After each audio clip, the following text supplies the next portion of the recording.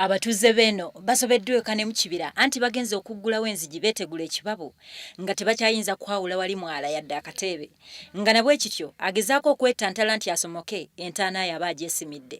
Ekyebando kisalosalo Nsooba n'ebyalo byonna ebirinaanyeewo ssaako n'abatuuze abali ku lubuubuuto lw'omwalo omunene ogwa Nsooba bakira bali mu kutaasa bintu byabwe obutatwalibwa mazzi agabadde ganjadde wonna.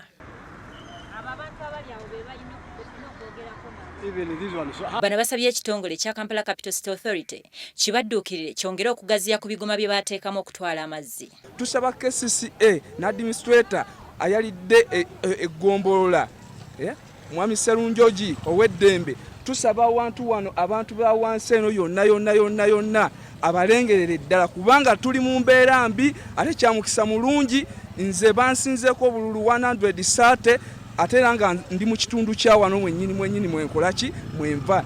Enkuba etonnya neyingira amayumba etunawe twebaka ogenda okuzuukuka nga ebintu byonna byatambudde byagenze era nange olwaleero ngenza okuzuukuka okugona okukola nga sinawe empita nga amazzi gayingiridde mu nnyumba.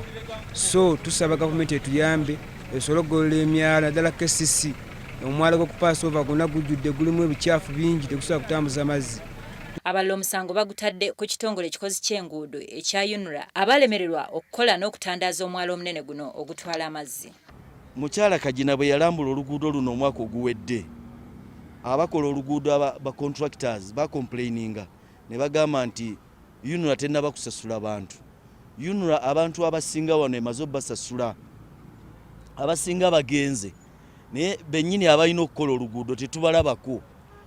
Bayiwa amayinja ne bakoma wali ne bagakomya wali kati amazzi bwe gava eri engulu tegayina we gayita ensonga lwaki abantu bali mu floods west wano. Abandi balumiriza batuuze bannaabwe abamala gateeka mayumba buli wantu nga tebafunye na pulaani ya nju okuva mu kitongole kya KCCA. Anti naffe kati tewali kubaawo olina kugayitamu ng'olinya amazzi tubala tetugenze kusomera. Bwe weetegereza ekitundu kino weesanga nti ekifo kino kyanzigotta wabula nga buli mukutu ogwali gutwala amazzi okugajja ekira ne ku Kaleerwe okugayiwa ku mwalo omunene ogw'omu Nsooba gyonna gyazibwa nga n'olw'ensonga eyo tewali mazzi we gayinza kuwugukira okuggyako okwanjala buli wantu. Wabula basabye abali ku gw'okuzimba enguudo nti banguyirizeeko okuliyirira bwe batannaliyirira batere bave mu kkubo ly'amazzi basobole okuwona ekizibu kino. Bwe baba bazire gavumenti ezire pulogulaamu ya kutusasula na kukola bizimba ggwanga tewali aganira ku mwala. Tewali naffe kitukosa tulinako amayumba gaffe tulinako abaana baffe bagenda okuteyo tebasomye naye nga sibo wabadde nga noza ne bypass tena bakuziba myalo ekyo sibo wabadde okusooka. Ebyo ng'obitadde ku bbali ate ku ludda olw'ebyobulamu toyinza buteeraliikirira olw'okuba nti abatuuze mu kitundu kino obuyumba bwabwe obukyamirwamu tebuba bwa buwangaazi era nga babuzimba ku myala anti bw'etonnya ne balyoka babuta olwo ate kazambi neyeetabika mu mazzi gano oluvannyuma ne gadda ne mu nzizi.